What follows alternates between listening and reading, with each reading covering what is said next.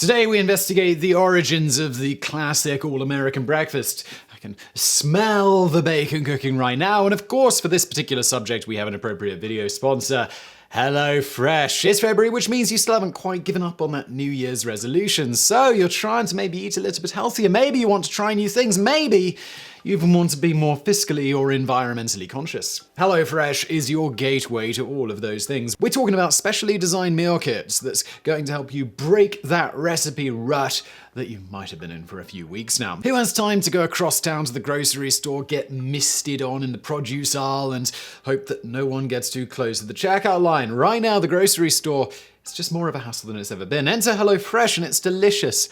5-star choices. They work with local farmers to send you delicious, locally sourced meals that help you skip the meal prep and put dinner on the table in 30 minutes or less. Now, unfortunately, I don't live somewhere where you can get HelloFresh, but Davin, who I run this channel with, they shipped it off to him. He tried it. You'll see some footage of him cooking it right now. And he was like, "Simon, it's delicious." And I'm like, good. HelloFresh is a perfect service because of its flexibility, but also because of its responsible business model. If you like variety, you're never locked into any option. Change your meal preferences for a week if you want to switch things up or add in extra meals, meats, or sides. And of course, HelloFresh make virtually everything recyclable, sustainable, and sanitized in this age of COVID. I'm telling you, HelloFresh is a fun experience. If you've never tried a meal kit, you're missing out. Right now, you guys can go to HelloFresh.com and use my code BRAINFOOD10 to get 10 free meals, including free shipping. Again, that's 10 free meals with the promo code BRAINFOOD10 at HelloFresh.com. And let's get into today's video. Bacon, eggs, toast, and a tall glass of orange juice. It's a breakfast as traditionally American as apple pie. And it's not hard to see why. After all, bacon and eggs are chock full of protein, while orange juice provides a healthy dose of vitamin C. Packing the calories and nutrients needed to fuel our busy lives, this combination has been a fixture of the American breakfast table for hundreds of years. Only it totally hasn't. While a few of us can imagine eating anything else in the morning, this staple breakfast as we know it is actually less than a century old, and far from being traditional, the combination of bacon, eggs, and orange juice is a deliberate product of a highly influential marketing campaign concocted by two of the greatest advertising minds of the 20th century. You may have never heard of Edward Bernays, but you've definitely seen his work. Born on November 22nd, 1891 in Vienna, Bernays was the nephew of the father of psychoanalysis, Sigmund Freud. From an early age, Bernays was fascinated by his uncle Siggy's theories, especially as they pertained to people's unconscious thoughts and desires. Indeed, Bernays was the first person to publish Freud's work in the United States and often used his connection to his famous uncle to advance his own career. In the early 1910s, Bernays worked as a theater press agent, introducing the American public to the avant-garde ballet Russes and helping to make opera singer Enrico Caruso a beloved star. During the First World War, he was recruited by the Committee on Public Information, a government organization devoted to shaping public opinion via propaganda printed in newspapers, pamphlets, posters, and other media. This work was a revelation for Bernays, who later recalled, "There was one basic lesson I learned in the CPI, that efforts comparable to those applied by the CPI to affect the attitudes of the enemy, of neutrals, and people of this country could be applied with equal facility to peacetime pursuits. In other words, what could be done for a nation at war could be done for organizations and people in a nation at peace." After the war, Bernays formed his own marketing agency, combining his wartime CPI experience with his Uncle Freud's theories to pioneer a new field that he dubbed public relations. One early campaign illustrates just how insightful and diabolical his approach could be. In 1928, George Washington Hill, CEO of the American Tobacco Company, came to Bernays with a problem: getting women to smoke. At the time, it was almost unheard of for women to light up, the act of smoking being strongly associated with masculine virility. This deeply entrenched cultural taboo was cutting American tobacco off from a large and potentially lucrative market. Bernays' unorthodox campaign proceeded in 3 phases. American Tobacco's research had revealed that women were put off by the green packaging of the company's Lucky Strike brand cigarettes, green being seen as a bit of an unfashionable color. After determining that the packaging was too expensive to change, Bernays decided instead to bring green back into vogue, organizing, among other events, a green gala at the Waldorf Astoria Hotel for some of society's most prominent trendsetters.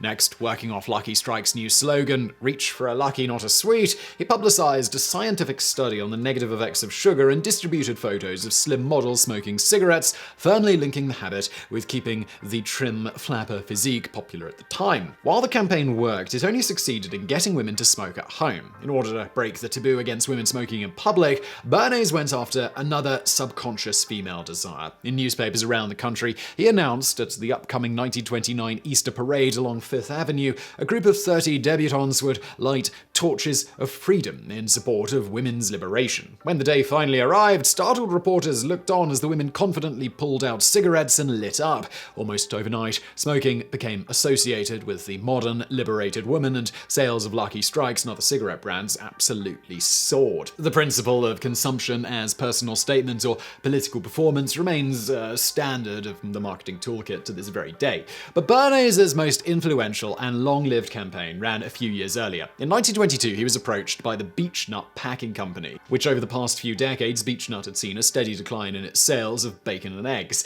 This was largely the result of sweeping changes in the American labor market. For hundreds of years, most Americans worked on farms, and to fuel this hard labor, they ate hearty breakfasts, including bacon and eggs. With the coming of industrialization, however, many Americans moved to the city and took up less physically demanding work. At the same time, evangelists like John Harvey Kellogg began advocating a bland diet of cereals to ward off sinful impulses, while growing concerns over indigestion and keeping slim pushed people away from rich and fatty foods. By the 1920s, the typical American breakfast consisted of little more than a roll or piece of toast, oatmeal, a piece of fruit or glass of orange juice, and a cup of coffee. In order to reverse this trend, Bernays first contacted his agency's resident physician and asked him whether a light breakfast or a heavy breakfast would be better for overall health. As he later recalled, he agreed that a heavy breakfast was sounder from the standpoint of health than a light breakfast because the body loses energy during the night and it needs it during the day. We asked the physician, would he be willing, at no cost, to write to 5,000 physicians and ask them whether their judgment was the same as his. He said he would be glad to do it. We sent out a letter to over 5,000 physicians. Obviously, all of them concurred that having a heavier breakfast was better for the health of the American people than a light breakfast. In August and September of that year, newspapers around the country trumpeted the verdict of some 4,500 physicians, the Chicago Tribune recommending brain workers and persons in sedentary occupations should eat a substantial breakfast of fruit, cereals, bacon, eggs, toast, or, as we of the South prefer, hot biscuits. While the Los Angeles Times breathlessly announced under the headline, "Enter the Big Breakfast," we were in dire peril of falling for the finicky French roll and chocolate, the Virginial English tea and marmalade, the slice of fruit and swallow of vermouth of the Mediterranean. Not so breakfasted the men who hewed a new civilization from the rocks of the western continent. Ham, eggs, bacon, cornmeal, buckwheat cakes, maple syrup, codfish balls, coffee in great mugs, hot biscuits, butter without stint or limit, hash, fried potatoes, apple pie, farm-made cream cheese, bowls of warm frothy milk. On the strength of such breakfasts as these, the young republic grew to world overlordship. Okie dokie. The campaign was an instant success, Beechnut seeing sales of bacon and eggs climb back to pre-1900 levels. So successful, in fact, was Bernays at cementing in the American mind the association between bacon, eggs, and breakfast that to this day, 70% of bacon consumed in the United States is eaten at breakfast. Over his long career, Edward Bernays would mastermind countless such campaigns, using his mastery of human psychology to mold public opinion and carve out new markets for his clients. For example, in 1924, he threw an elaborate pancake breakfast at the White House in support of Calvin Coolidge's re-election campaign, creating a beloved political tradition that persists to this day. In the late 1940s, General Mills introduced its Betty Crocker brand instant cake mix, but sales were disappointing. Turning once again to psychoanalysis, Bernays deduced why. Housewives, he reasoned, were put off by instant mix because they themselves contributed very little to the baking process, making them feel lazy and like they were failing their husbands. To correct this, Bernays added a single instruction to the box: add an egg. This tiny contribution did the trick, and sales of Betty Crocker immediately picked up. In the 1950s, Bernays partnered with the American Dental Association to help the American Aluminum Company sell water fluoridation to the American people, while his campaign for Dixie Cup convinced people that regular drinking glasses were unsanitary, driving up sales of disposable cups. This guy is a genius.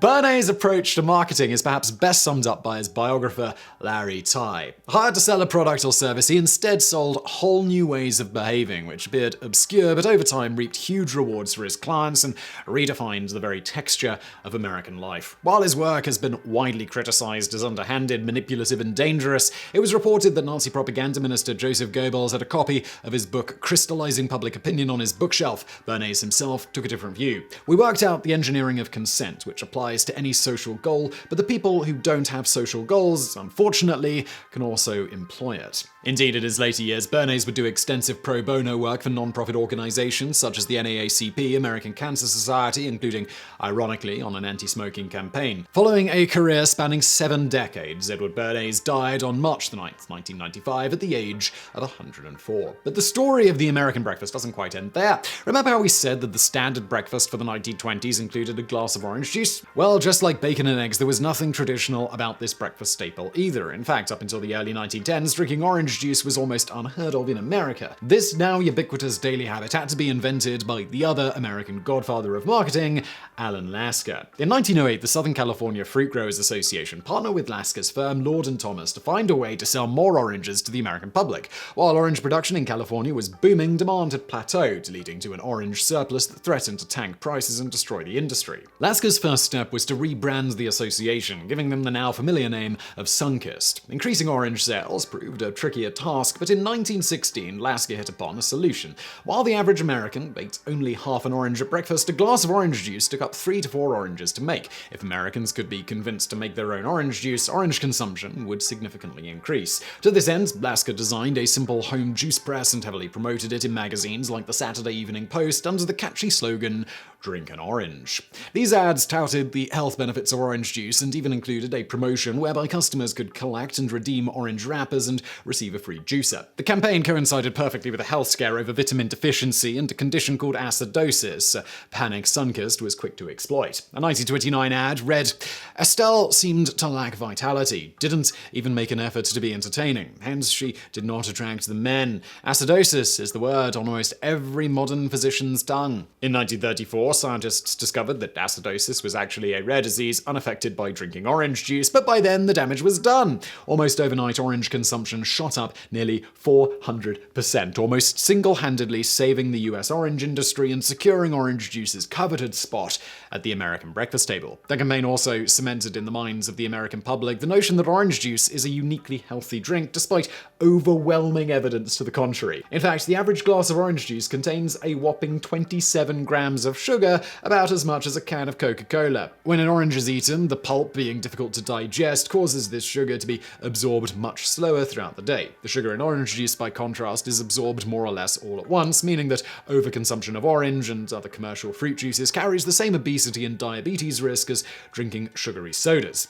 And while ads for orange juice promote it as natural and fresh, the modern product found on store shelves is actually anything but. Raw orange juice is often stored for up to a year before reaching the consumer, and the pasteurization process used to render it safe also strips it of most of its natural flavors and aromas. Orange juice producers must thus use flavor packs, specifically formulated blends of processed orange oils and other aromatic compounds, to reintroduce these flavors to the juice before packaging and selling it. The upshot of all of this is just how intentionally planned many of our most common habits really are. No matter how traditional it might appear, if you regularly consume some specific food, drink, or other product, there's a good chance that that's because some marketing executive somewhere absolutely wanted you to. And as a corollary, as we've covered in great detail on the origins of most major holidays, pretty much every holiday that enjoys massive popularity usually has that popularity thanks to one or more advertising campaigns that propelled it into the big leagues of holidays and other campaigns that keep it there. Holidays that aren't easily commercialized rarely see the same heights of popularity as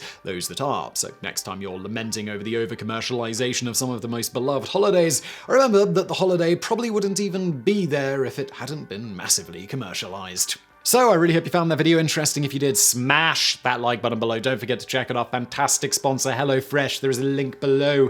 And thank you for watching.